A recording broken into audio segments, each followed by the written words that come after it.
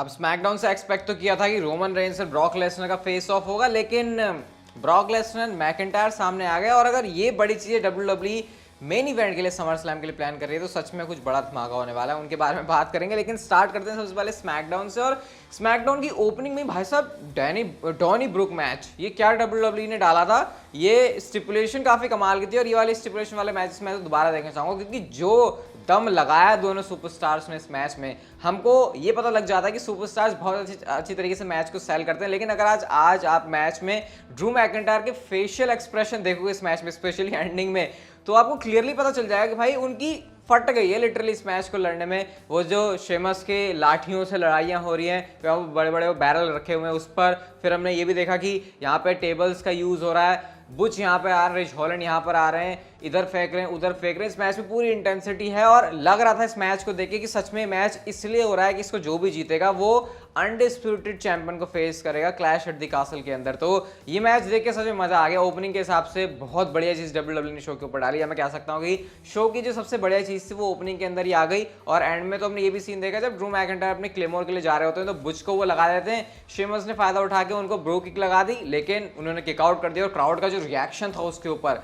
मजा आ गया उसको देखे। और एंड में शेमस के ऊपर जो है उन्होंने उनके बैठे बैठे में उनके ऊपर क्लेमोर किक लगा दी और विक्ट्री कर ली इस मैच में ड्रू मैकिंटायर ने। यानी कि क्लैश एट द कासल में जो भी जीतने वाला है समर स्लैम के अंदर, ड्रू मैकिंटायर उनको फेस करेंगे अनडिस्प्यूटेड चैंपियनशिप के लिए। मैच के बाद उनका प्रोमो भी होता है, यहाँ पर वो कहते हैं पार्ट टाइमर चैंपियंस को गुड बाय कहने की बारी आ गई है। वो यहाँ पर रोमन रेंस और ब्रॉक लेसनर दोनों के बारे में बोल रहे थे, लेकिन एंड में आके थ्योरी ने उनके ऊपर अटैक कर दिया। तो ये एक बहुत इंटरेस्टिंग पॉइंट था अभी शो के ऊपर देखने के लिए, क्योंकि इसका असर हमको बाद में भी देखने को मिलता है। इसके अलावा आज एक और कहानी चल रही थी पूरे स्मैकडाउन पर, और वो ये थी कि रिंग साइड पर टिकट खरीद के आए हैं बैरन कॉर्बिन, हैप्पी कॉर्बिन, और वो पैट मैकेफी को टिकट दिखा के चढ़ा रहे हैं कि भाई मैं तो टिकट दे के आया हूं, मैं तो कुछ भी कर सकता हूँ। पॉपकॉर्न वगैरह से जो है छेड़ने की कोशिश कर रहे हैं पैट मैकेफी को। इससे काफी ज्यादा परेशान भी हो गए, और एंड में जाके जो कॉर्बिन है उन्होंने लो ब्लो भी मार दिया पैट मैकेफी के ऊपर। तो पूरी तरीके से छिली हुई है, हम कह सकते हैं हैप्पी कॉर्बिन ने पैट मैकेफी की। और मेरे ख्याल से इन सारी चीज़ों का बदला मिल जाएगा उनको कॉर्बिन से, जब पैट मैकेफी बढ़िया से धुलाई करेंगे उनके समर स्लैम के अंदर। आई थिंक ये वाली फ्यूड भी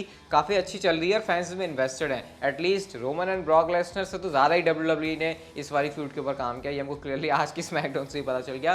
कुछ विमेंस डिवीजन की चीज़ें भी थी जिसमें कोई खास इंटरेस्ट मेरा बना नहीं। शॉर्टजी वर्सेस एलिया का मैच था, इसके अलावा Ronda Liv Morgan versus Natalya and Sonya Deville का मैच है, जहाँ पर रोंडा और लिव मॉर्गन की टीम जीत जाती है। बाकी यहाँ पर ज़्यादा कुछ बताने के लिए है नहीं, क्योंकि सच में इसमें कुछ है ही नहीं ऐसा एक्साइटिंग जो मैं आपके साथ शेयर करूँ। जेफ जैरेट का भी हमको सेगमेंट देखने को मिलता है, रेफरी वाले कपड़े वो पहन के आ गया, जहाँ पर वो एक तरीके से होस्ट कर रहे थे face of Usos and street profits का, जहाँ पर इनके बीच में भी लड़ाइयाँ वगैरह हो जाती हैं। तो देखकर लग तो नहीं रहा जेफ जैरेट से इतना अच्छी तरीके से कोई मामला संभलने वाला है, लेकिन हाँ आज मैच को हाइप करना, तो इसलिए भी इन दोनों टीम्स में जो ऐसे हाथापाई वगैरह हमको उनके बीच में सीन देखने को मिला। न्यू डे और वाइकिंग रेडर्स का भी मैच था। वाइकिंग रेडर्स को डब्ल्यूडब्ल्यूई ज़्यादा ही स्ट्रॉन्ग दिखा रही है, ये कब तक चलता है वो नहीं पता, लेकिन वाइकिंग रेडर्स ने यहाँ पर इस मैच में भी जो है विक्ट्री हासिल कर ली। अब शो के मेन इवेंट के अंदर एक बहुत ही इंटरेस्टिंग चीज़ होती है, Roman Reigns and Brock Lesnar का फेस ऑफ आज भी स्मैकडाउन के एपिसोड में नहीं था, लेकिन हमको पॉल हेमन देखने को मिलते हैं।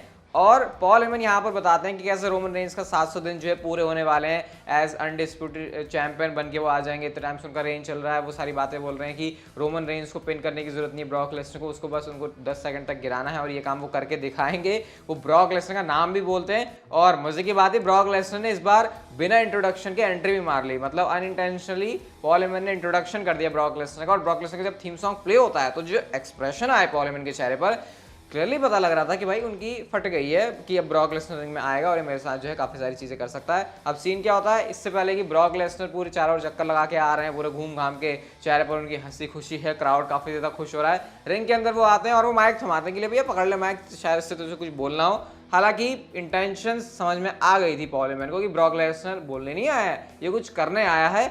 इससे पहले कि अपने जो हैंड्स हैं उसका यूज़ करते ब्रॉक लेसनर पॉल हेमन के ऊपर, पीछे से आकर थियरी ने उनके ऊपर अटैक कर दिया। अब ये अटैक करना उनकी कितनी बड़ी गलती थी वो उनको थोड़ी देर में समझ में आ गई थी, क्योंकि उन्होंने जो है उसके बाद उनके ऊपर सुप्लेक्सेस की बारिश कर दी। वो जो ब्रीफ केस है उसी से वो जो है थियरी को ठोक रहे हैं, और जब थियरी वहां से निकल भी रहे होते हैं, ड्रू मैकिंटायर पीछे से आते हैं और उन्होंने धर दी क्लेमोर किक थियरी के फेस के ऊपर। थियरी गिरे हुए हैं और हमको Brock Lesnar and Drew McIntyre का एक स्टेयर डाउन देखने को मिलता है यहाँ पर।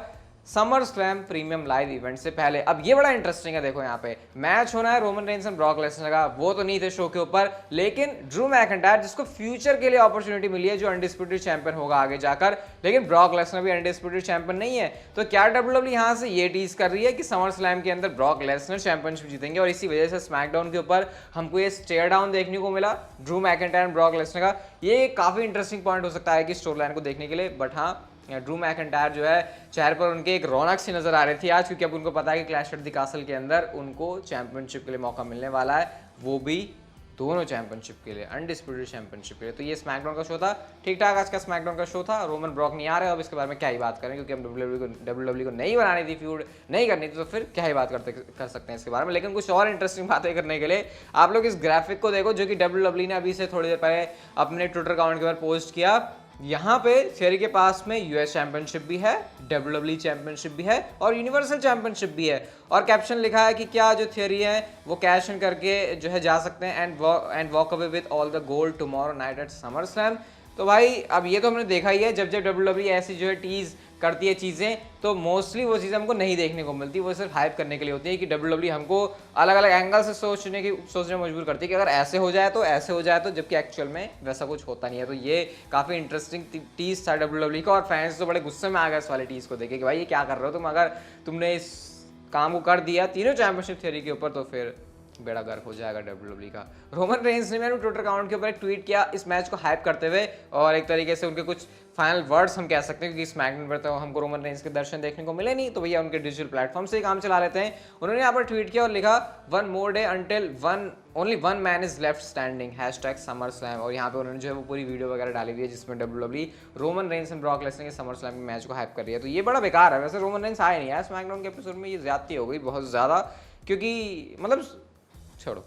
सेथ रॉलिंस की बात करते हैं, तो भाई सेथ रॉलिंस जो है समर स्लैम में ऑलरेडी पहुंच चुके हैं नैशविल में। ये जो है वैसे तो ट्राइवर्ट वगैरह के लिए गए थे, लेकिन अब समर स्लैम के अंदर वो जो है पहले से अपना ठिकाना बिस्तर जो है वहाँ पे बांध चुके हैं। अब पूरा एक्सपेक्टेड है कि ट्रिपल एच ज़रूर मैच देने वाले हैं सेथ रॉलिंस को एट समर स्लैम, क्योंकि ये जो जिस तरीके से हमने सारी टीज देखी है, क्योंकि रिडल को कोई इंजरी नहीं है, क्रिएटिव रीजंस की वजह से ये मैच को डब्ल्यूडब्ल्यूई ने कैंसिल किया, तो डेफिनेटली कुछ और प्लान्स हैं डब्ल्यूडब्ल्यूई के पास सेथ रॉलिंस के लिए।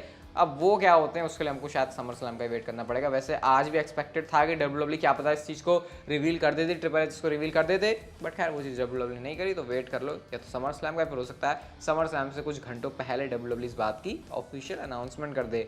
अब Roman Reigns and Brock Lesnar के मेन इवेंट मैच के बारे में बात करते हैं, तो इसको लेकर कुछ बिलीव्स एंड थ्योरीज सामने आ रही हैं।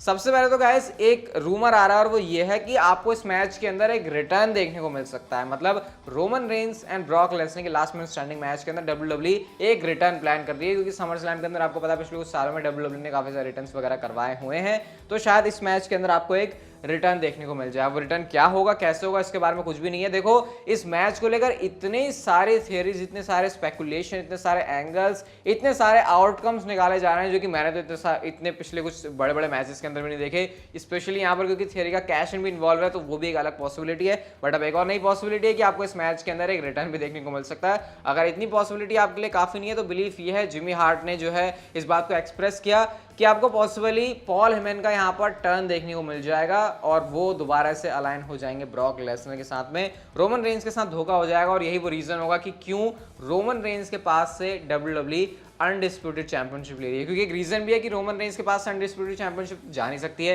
कुछ बहुत डब्ल्यूडब्ल्यूई को बड़ा करना होगा, और वो यही है कि उनको धोखा ही मिल जाए अपने स्पेशल काउंसिल की तरफ से, क्योंकि स्टोरी लाइन में शायद ये एंगल फिट बैठ सकता है कि क्योंकि स्पेशल काउंसिल पॉल हेमन अब तक रोमन रेंस के साथ चल रहे थे, तो उनकी गाड़ी जो बढ़िया चल रही थी, अब वो हट गए, तो फिर उनकी गाड़ी ट्रैक से हट गई, और हटाई भी किसने, खुद उनके स्पेशल काउंसिल ने, जो कि बाद में ब्रॉक लेसनर को ज्वाइन कर लेंगे। और वैसे भी आपको बताइए ब्रॉक लेसनर, पॉल हेमन, इन दोनों को हम लोगों ने साथ में देखा हुआ है। वैसे मैं आपको बता देता हूँ 2-2:30 बजे जो है समर स्लैम की प्रेडिक्शन वीडियो आ जाएगी, तो उसका भी आप लोग वेट करना। बाकी आज की जो वीडियो थी यहीं तक की थी, अच्छी लगी तो like share subscribe notification bell को ऑन कर दो, and see you guys in my next video.